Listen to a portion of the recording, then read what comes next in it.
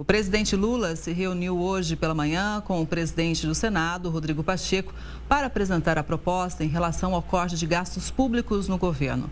Já estamos na terceira semana de discussões e o tema ainda continua sem definição. Para entender quais são os próximos passos e como esse pacote é importante para a economia do país, a gente faz conexão com o economista e também professor da FGV, Mauro Rochlin. Professor, boa tarde, seja sempre muito bem-vindo. Muito bacana ter você comigo mais uma vez aqui no Conexão. Enfim, a gente vê que é um dia importante de conversa e o que a gente pode esperar daqui para frente, hein? Boa tarde, Kelly. Boa tarde, pessoal de casa. É, como sempre, um prazer estar aqui com vocês. Então, eu confesso para você que eu também estou apreensivo com relação ao que vem pela frente. O governo está reunido para definir uma nova política de corte de gastos. A política de gastos, especificamente, é uma política, no mínimo, um tanto polêmica, um tanto controversa. O governo ele se mostra extremamente endividado, mais do que isso, não só endividado, mas com uma dívida que cresce muito fortemente, o que deixa o mercado um tanto apreensivo também. E, por conta disso, há todo um ruído, há toda uma consequência em cima de taxa de câmbio do dólar e também em cima de taxa de juros. E o mercado espera que o governo apresente alguma coisa muito consistente, alguma coisa que não seja cosmética, não seja uma maquiagem, seja uma proposta de redução de gastos mais estrutural. Pois é. E, professor, daqui a pouquinho, a partir das 14 horas, está prevista uma reunião entre o presidente da Câmara, o Arthur Lira, com o ministro da Fazenda, Fernando Haddad. Veja, então, como realmente o governo busca esse diálogo para ver se chega a um acordo, todo mundo se acerta em relação a esse corte de gastos que é necessário. Como a gente vem analisando, inclusive aqui no Conexão, né, esse gasto excessivo do governo traz, inclusive, uma desconfiança por parte dos investidores e é preciso ajeitar a casa, arrumar as contas. Perfeito, né? Como eu também dizia, Kelly, essa dívida que cresce de uma maneira muito intensa, né? Resultado de um déficit orçamentário do governo, o governo não consegue arrecadar o suficiente para cobrir seus gastos, isso gera um déficit, e esse déficit, por sua vez, é coberto com uma dívida. E é o crescimento dessa dívida que assusta o mercado. O governo é visto como um bom pagador, isso. Por incrível que pareça, o governo é visto como um bom pagador, porque o governo, pelo menos na teoria, é capaz de emitir moeda. Então, o governo sendo visto como um bom pagador, ele acaba balizando as taxas de juros no país. Então, quando o governo se mostra menos confiável, menos sólido, muito endividado, em outras palavras, o que se vê é um ruído, é um impacto sobre câmbio. As pessoas começam a buscar investimentos, aplicações mais seguras, o dólar é visto como um porto seguro, daí essa alta mais recente do dólar, mas também da taxa de juros. Como a dívida do governo é uma dívida mais arriscada, diante de um endividamento maior, a taxa de juros também tende a se deslocar para cima.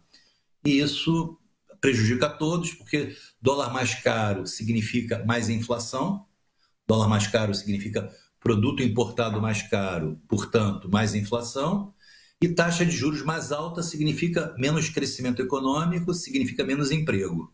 Então, toda a expectativa em torno desse novo pacote. Pois é, que vai, obviamente, impactar áreas importantes, são vários ministérios. Inclusive, professor, outra reunião do presidente Lula, marcada para agora à tarde, é com o ministro da Defesa, José Múcio. Um dos assuntos também, claro, deve ser o corte de gastos, que vai atingir os militares, possivelmente. A reunião vai ser junto com a equipe econômica.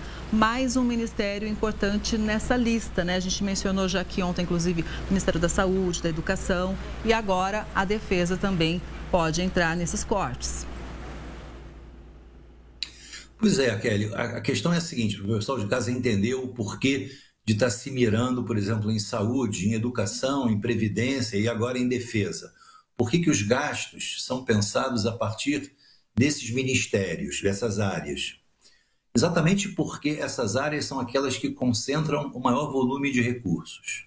Aonde está o gasto do governo? Está em previdência.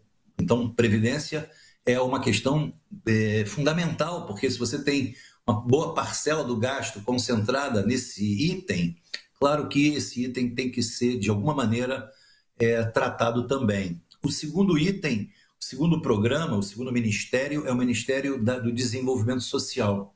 É aquele ministério que paga as verbas referentes aos programas sociais.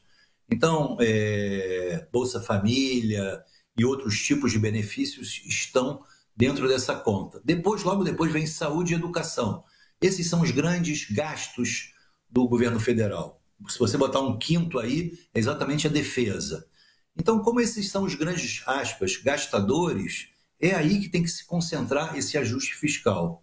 E esses setores são setores muito sensíveis. Saúde e educação, então, a gente sabe que tem impacto muito relevante a médio e longo prazo para muita gente. Aliás, sem dúvida nenhuma que previdência e programas sociais também. Exato. Tem uma notícia chegando para a gente aqui, eu gostaria da sua análise também, professor. O Senado Federal deve votar hoje o projeto que estabelece novas regras de transparência para o pagamento de emendas parlamentares. A sessão está prevista para as 4 da tarde. A proposta foi aprovada na Câmara dos Deputados lá na semana passada. Pelo projeto, as emendas deverão, com prioridade, ser destinadas para custeio de políticas públicas. Os parlamentares têm pressa para aprovar a proposta porque, desde agosto, os pagamentos estão suspensos por determinação do Supremo, o STF.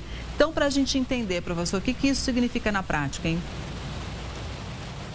Bom, significa o seguinte: em primeiro lugar, é bom que o pessoal de casa saiba que o Congresso, já desde 2022, tem como prerrogativa aprovar certos tipos de gastos. Por exemplo, as emendas parlamentares. Essas emendas foram objeto de decisão do STF por falta de transparência.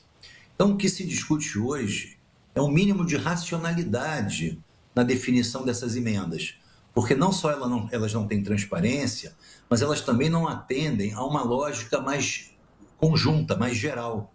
Não se pensa essas emendas dentro de um programa, dentro de um planejamento geral. São decisões isoladas de deputados, de senadores, que podem ser feitas para agradar eventualmente a suas regiões eleitorais. Então, se a gente tiver um mínimo de transparência, souber exatamente quem manda, para onde manda, o que é o projeto exatamente, isso vai tornar um pouco mais eficiente esse tipo de gasto. Isso, sem dúvida nenhuma, ajuda nesse esforço de ajuste fiscal. Vai seguir acompanhando de perto, viu, professor? Muito boa tarde, foi muito bacana mais uma vez ter o senhor com a gente aqui. Uma boa tarde, até a próxima. Até a próxima, um abraço a todos.